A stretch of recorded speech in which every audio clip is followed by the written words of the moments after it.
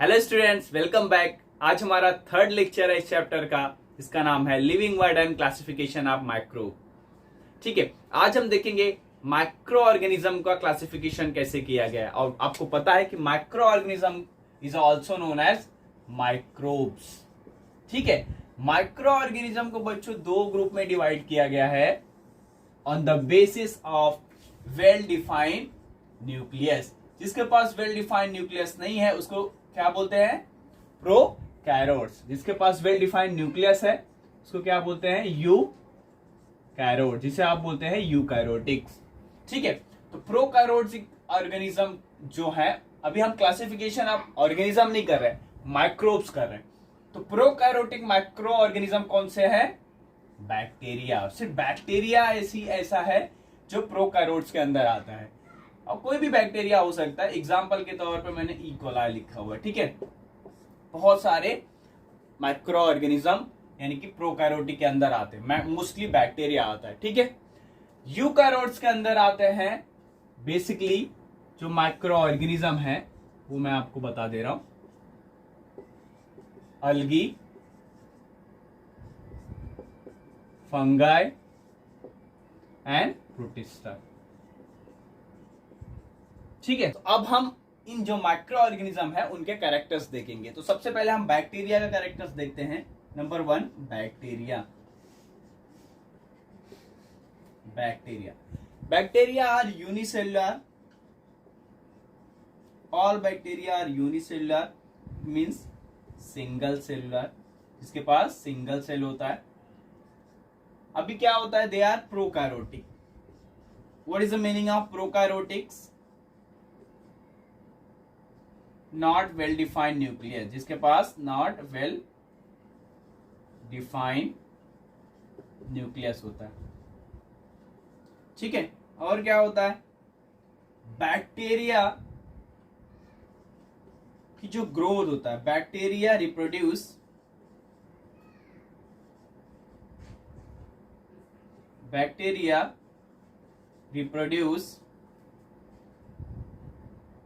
उसका रिप्रोडक्शन बहुत तेजी से होता है। 20 बैक्टीरिया अगर 10 है तो 20 हो जाएगा, 100 है तो 200 हो जाएगा। इतनी तेजी से वो उसका जो बैक्टीरिया उसका रिप्रोडक्शन होता है, रिप्रोड्यूस होता है। ठीक है, और क्या होता है? बैक्टीरिया का अगर बात करें, ऑटोट्रोपिक भी होता है, ऑटोट्रोपिक एंड हेटेरोट्रोपिक। ठीक है, these are the characteristic of bacteria. दूसरा, अगर हम ऑर्गेनिज्म की बात करें तो फंगस ले लेते हैं। फंगस, ठीक है, फंगस कैसे होता है बच्चों? फंगस का अगर की बात करें, फंगस आर यूकैरियोट्स। यूकैरियोट्स का मतलब होता है जिसके पास वेल डिफाइंड न्यूक्लियस है।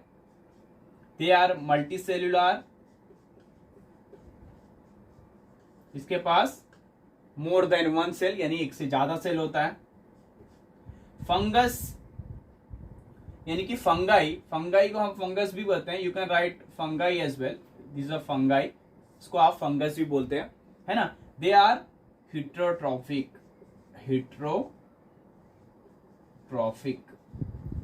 एंड हेटेरोट्रॉपिक के अंदर वो सेप्रोफाइटिक होता है, जैसे मैंने पहले ही बताया, सेप्रोफाइटिक।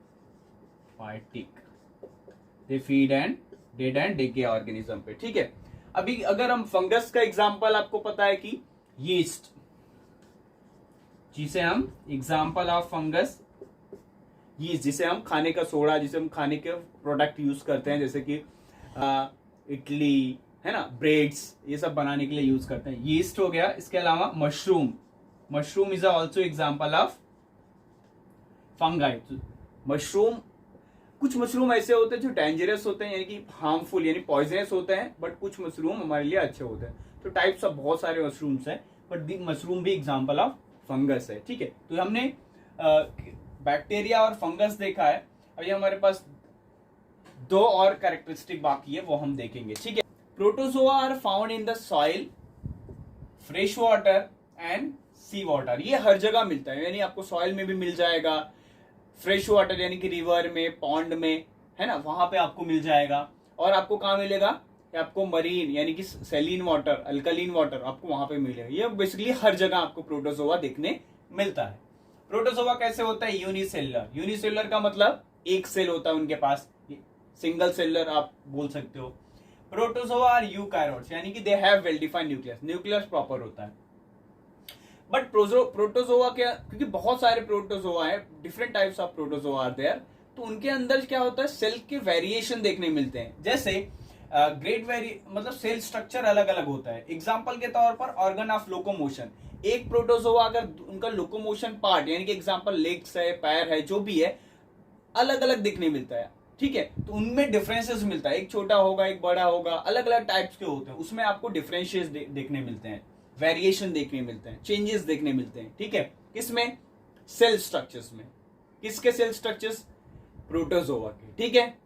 उसके बाद एग्जाम्पल, ये आपका एग्जाम्पल है लाइक अमीबा, दूसरा paramecium, these are the example of protozoa.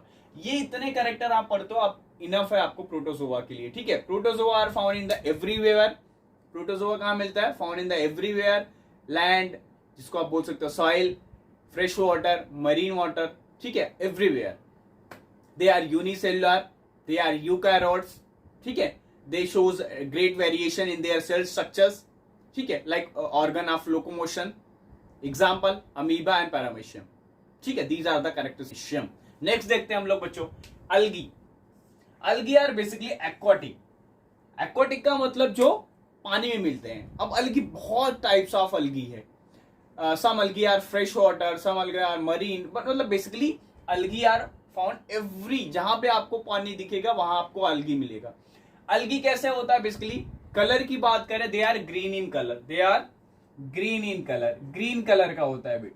अगर ग्रीन कलर का है तो you can say that they are autotrophic, because green colour का है तो उनके पास ग्रीन पिगमेंट प्रेजेंट होगा, जिसको बोलते हैं क्लोरोप्लास्ट। अगर उसके पास क्लोरोप्लास्ट प्रेजेंट है तो they are capable to prepare their own food by process of photosynthesis. तो एक्वाटिक होता है सबसे पहले, जहां पे अगर आपको पानी रहेगा वहां आपको प्रेजेंट रहेगा अल्गी। वो ग्रीन कलर का होता है तो ऑटोट्रॉप है, यानी कि खुद फूड बनाता है अपना। दे आर यूकैरियोट्स, यानी कि सेल्स आर वेल डिफाइंड, के पास वेल डिफाइंड न्यूक्लियस है, cell structure, cell envelope well defined है। यूनिसेलुलर, बट उनका कितना होता है? एक सेल वाले होते हैं, ठीक है। ऑटोट्रॉपिक मैंने पहले ही बताया, एग्जाम्पल आपका क्लेमिडोमोनस करके है, ठीक है बच्चों, chlamydomonas, these are the example of algae. Algae बच्चों देखने मिलता है कि जैसे अगर जहां पे पानी है वहां पे वो अल्गी प्रेजेंट होता है। अगर हम एग्जाम्पल की बात करें तो वेल, कुआं के सराउंडिंग देखो आपको ग्रीन कलर का देखने मिलता है, ठीक है। और पॉन्ड्स है, अगर उसको देखो सीढ़ियों पे आपको देखने मिलता है, ग्रीन कलर का आ जाता है, स्लिपरी, जिसकी वजह से आप फिसलते हो। अगर आप एग्जाम्पल पूल्स में जाते हो ना, पूल्स में जाते हो, रिसोर्ट्स में जाते हो, तो वहां पे देखो बारिश के मौसम में अक्सर देखने मिलता है, क्योंकि वो क्लीन करते रहते हैं, बारिश में आपको देखने मिलता है कि स्लिपरी हो जाता है, ग्रीन कलर का हो जाता है। तो ग्रीन कलर का जो होता है वो अल्गी होता है, ठीक है, उसकी वजह से वो स्लिपरी होता है, ठीक है। ऐसे ही अगर आप एक वाटर काफी दिनों तक रख दोगे बकेट में भर के, तो आपको देखोगे स्लिपरी जैसे हो जाएगा, क्योंकि वहां पे अल्गी की ग्रोथ होने लगती है, ठीक है। तो these are the character of algae. Example आपका ये है। लास्ट है आपका वायरस। वायरस बच्चों अगर हम बात करें तो वायरस जो है लिविंग ऑर्गेनिज्म में होता ही नहीं, क्योंकि वो डेड होता है। नॉन लिविंग हम पकड़ के सकते हैं, क्योंकि इन्वायरमेंट में जो फ्री फॉर्म में होता है वायरस, वो इंडिपेंडेंट होता है। फर्स्ट ऑफ ऑल इंडिपेंडेंट होता है, अकेला होता है। दूसरा वो नॉन लिविंग होता है जब तक उनको लिविंग बॉडी ना मिले, यानी कि होस्ट बॉडी मिले। अगर होस्ट बॉडी मिलती है तो क्या करेंगे, उसके अंदर इंटर कर जाएंगे, उसके बाद अपनी सेल्स को ग्रोथ करने लगते हैं, सेल्स को डिवाइड करने लगते हैं, अपनी जो पॉपुलेशन है वो बढ़ाने लगते हैं। लेकिन अगर उनको होस्ट बॉडी नहीं मिलती है तो वो नॉन लिविंग में रहेंगे, और ऐसा समझो कि वो डेड है, ठीक है। और एक्सट्रीमली माइन्यूट, बहुत छोटे हैं। कंपेयर करें अलगी, बैक्टीरिया, इससे 10 गुना 100 गुना ज्यादा होते हैं, छोटे, इतने छोटे होते हैं, हमें आंखों से दिखते नहीं है। अभी हमारे पास एक एग्जाम्पल है वायरस का, कोविड वायरस है ना, कोरोना। तो वो इतना छोटा था, हमें दिखता ही नहीं था, बट हो जाता था। आप सबको दिखता था क्या? नहीं दिखता था, क्योंकि इतना छोटे होते हैं वायरस, इतना माइन्यूट होता है कि हमें नेकेड आइट से दिख ही नहीं सकते। उनको देखने के लिए क्या चाहिए? Electron microscope. क्या चाहिए बच्चों? Electron microscope. इलेक्ट्रॉन माइक्रोस्कोप चाहिए उसको ऑब्जर्व करने के लिए। इंडिपेंडेंट होते हैं, जैसे मैंने पहले ही बताया। Virus cause many disease, viruses से क्या होता है बच्चों, बहुत सारी डिजीज कॉज करते हैं, ठीक है। ये हमारे लिए यूजफुल नहीं होते ये, और प्लांट्स को भी डिजीज फैलाते हैं, यानी कि डिजीज कॉज करते हैं, और एनिमल्स को भी। बट प्लांट्स को डिजीज जो कॉज करते हैं वो प्लांट वायरस होते हैं, एनिमल को जो करते हैं वो एनिमल वायरस होते हैं। ऐसा नहीं कि एनिमल वायरस और प्लांट्स को डिजीज करते। इस तरीके से बच्चों हमारा पूरा ये क्लासिफिकेशन हो गया माइक्रोब्स का। तो हमने कितने पढ़े टोटल, 5 माइक्रोब्स पढ़े हैं। कौन कौन से बताओ, बैक्टीरिया फर्स्ट ऑफ ऑल, दूसरा अलगी, तीसरा फंगस, चौथा प्रोटोजोआ, पांचवा कौन सा है, वायरस, ठीक है। तो इस तरीके से हमने 5 माइक्रोब्स पढ़े हुए हैं। तो ये चैप्टर बच्चा इतना कर लोगे तो आप, आई होप आपको समझा होगा। अगर इतना कर लोगे तो आप अच्छे से कर पाओगे। अगर कोई भी टॉपिक इसमें से नहीं भी समझा है तो आप मुझे कमेंट करके बताइए, मैं आपको कमेंट करके और लाइव आके या फिर आपको वीडियो बना के आपकी जो प्रॉब्लम्स है वो दूर करूंगा। अब मिलेंगे हम आपके नेक्स्ट वीडियो में, तब तक ये आप वीडियो आपके फ्रेंड्स के साथ शेयर करो ताकि उनको भी हेल्पफुल हो, ठीक है।